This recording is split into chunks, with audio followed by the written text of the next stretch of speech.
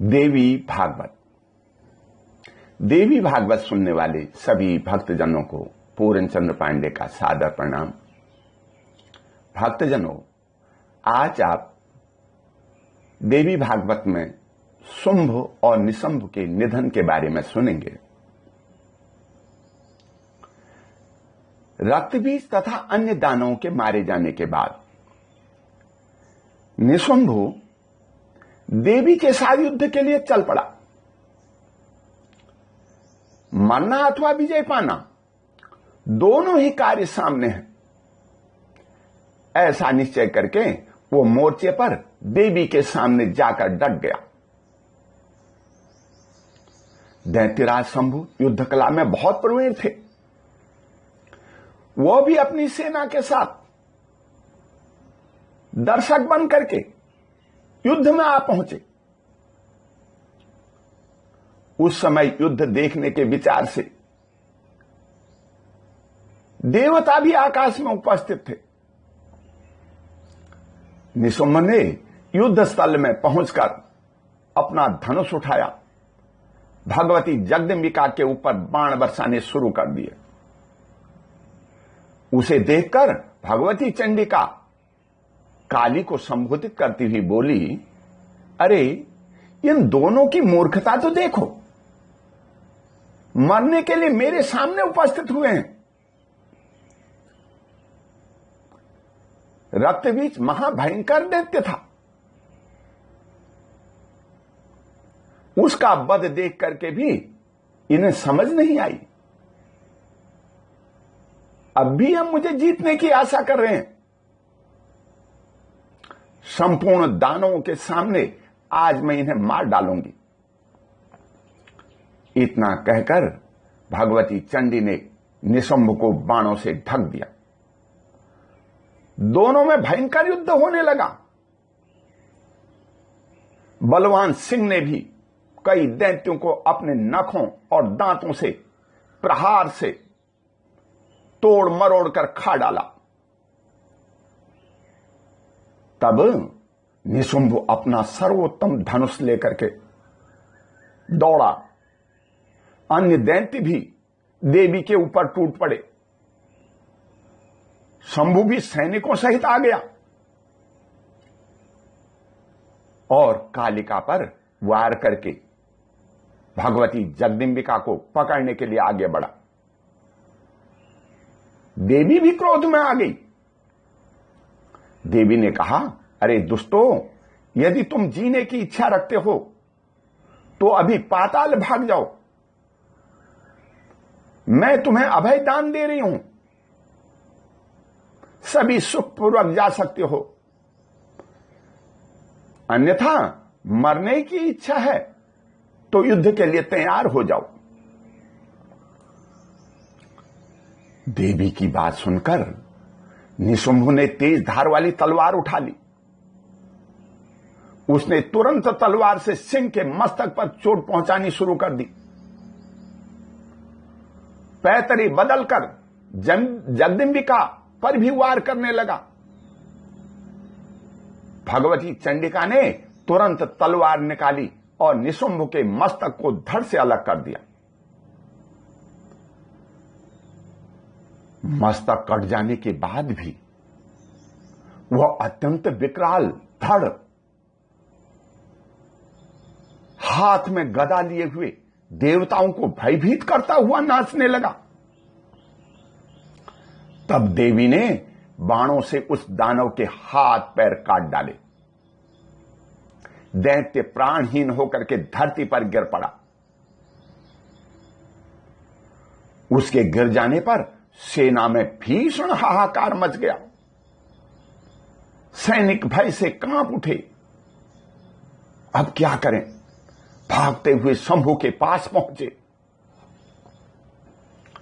निशुंभ के मारे जाने का समाचार सुना। शंभु बड़ा दुखी हो गया। वो तो काल को कोसने लगा। सोचने लगा, यह समय भी कैसा है, कभी सबल को अबल बना देता है और कभी अबल को सबल बनाकर विजय दे देता है। यह काल दाता को याचक बना देता है और याचक को दाता बना देता है। कभी प्राणी उत्पन्न होते हैं, कभी मरण का क्षण उपस्थित हो जाता है। आज समय हमारे अनुकूल नहीं है। सूरवीर दैत्य निर्बल होकर के मरे जा रहे हैं। सबको मारने वाला यह काल बड़ा प्रबल है। यही प्राणियों का शुभ और अशुभ करता है। इसमें न काली कारण है और न ये सनातन देवता ही। गुप्त रूप से सब पर शासन करने वाला यह काल किसी को रोकने से भी नहीं रुकता। ऐसी स्थिति में चिंता करना व्यर्थ है। जो होना है वो होता रहे। काल जो कर रहा है वो करता रहे। जीवन और मरण की उलझन में पड़ करके मैं कभी हार नहीं मान सकता। संपूर्ण देवताओं को जीतने वाला निशुंभ इस स्त्री के हाथ मत मिटा। रक्तबीज महान सूरवीर था, वो भी इस लोक से चल बसा। जब ये सभी मृत्यु के मुंह में चले गए तो मैं जीने की आशा क्यों करूं? यह सोचकर शुंभ तुरंत रथ पर सवार हुआ और युद्ध के लिए चल पड़ा। शंभु ने भगवती जगदम्बिका को देखा। उस समय सिंह पर सवारी करने वाली वो देवी एक परम सुंदरी स्त्री के रूप में विराजमान थी। देवी को देखकर वह शंभु मोहित हो गया। मन ही मन सोचने लगा, अहो इसका रूप कितना सुंदर है। अरे इसमें कैसी अद्भुत चातुरी है। अत्यंत पतले शरीर वाली यह सुकुमारी अभी अभी अपनी तरुणावस्था पर पहुंची है, परंतु इस स्त्री का मन काम भाव से बिल्कुल शून्य है। सभी शुभ लक्षणों से यह संपन्न है। क्या यह साक्षात अंबिका तो नहीं है, जिसके द्वारा संपूर्ण महाबली दानव मारे जा रहे हैं? इस अवसर पर मुझे कौन सा उपाय करना चाहिए जिससे यह मेरे बस में आ जाए? इस प्रकार मन में विचार करके शंभु ने अपनी धीरता को बनाए रखा। उसने देवी से कहा, प्रिय, हाथ में ढाल और तलवार लिए युद्ध करना स्त्रियों को शोभा नहीं देता।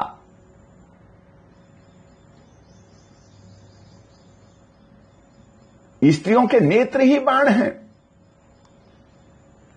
भौहें धनुष का काम कर देती हैं, हाव भाव उनके शस्त्र हैं। विद्वान से विद्वान और सामर्थ्यवान पुरुष भी उनका लक्ष्य बन जाता है।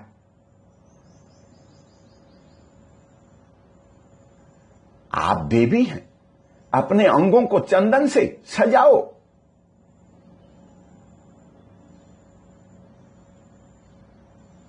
मनोरथ ही रथ का काम करता है। धीरे धीरे मधुर वचन बोलना ही भेरी ध्वनि है। इसके सिवा अन्य कुछ नहीं। स्त्रियां इसके अतिरिक्त अन्य अस्त्र शस्त्र ले लें, यह उनके लिए केवल विडंबना ही है। हे प्रिय, लज्जा ही तुम्हारा भूषण है। धृष्टता कभी तुम्हें शोभा नहीं देती। युद्ध की इच्छा करने वाली श्रेष्ठ नारी कर्कशा कहलाती है।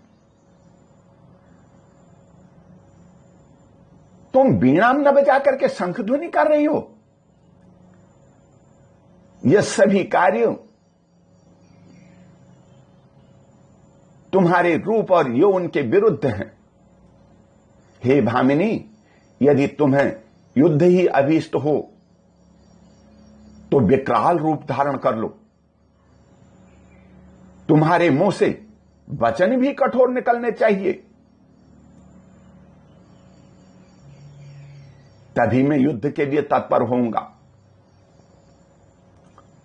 तुम जैसी सुंदरी स्त्री के सामने मेरा युद्ध करने के लिए हाथ नहीं उठ रहा है।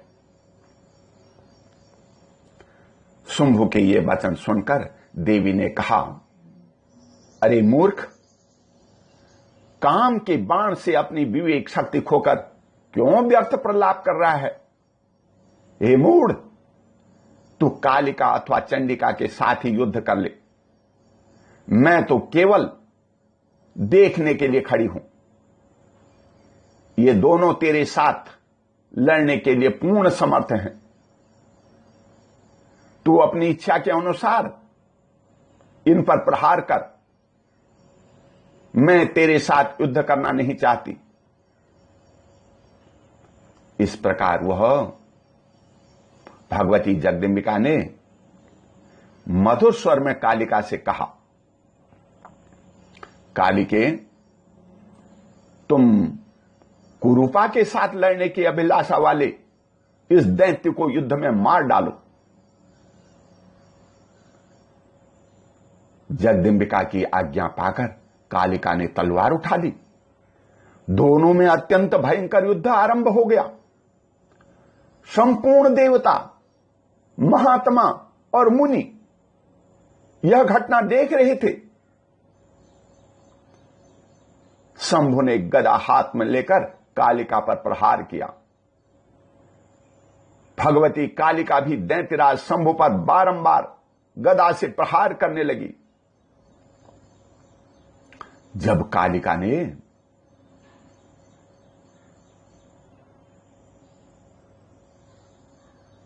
आगे बढ़ी तो शंभु ने कालिका की छाती पर गदा चलाई। देवी ने गदा को रोककर झट से तलवार उठा ली और शंभु की दोनों भुजा काट डाली। दैत्य पैरों से मारने के लिए आगे बढ़ा। देवी ने तलवार से तुरंत उसके पैर भी काट डाले। फिर उसके मस्तक को भी झट से काट डाला। वह विशाल पर्वत के समान जमीन पर गिर पड़ा। उसके शरीर से प्राण निकल गए। उस समय शुंभ के मृत शरीर को देखकर इंद्र आदि संपूर्ण देवता भगवती की स्तुति करने लगे।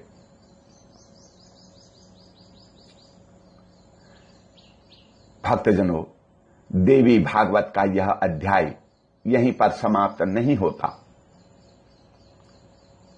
अब भी आसुरी शक्तियां देवी शक्ति के सामने भारी पड़ जाती हैं, तो मां भगवती कालिका अपना विकराल रूप धारण कर सामने आ पहुंचती है। दुष्टों का संहार करना ही इसका उद्देश्य है। देवताओं पर संकट आ खड़ा हुआ। उन्होंने मां भगवती की स्तुति की। मां भगवती आ पहुंची, सभी देवताओं का दुख दूर कर दिया।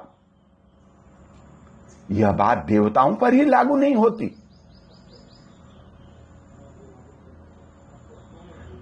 आप और मेरे जैसे सब मनुष्यों पर भी लागू होती है।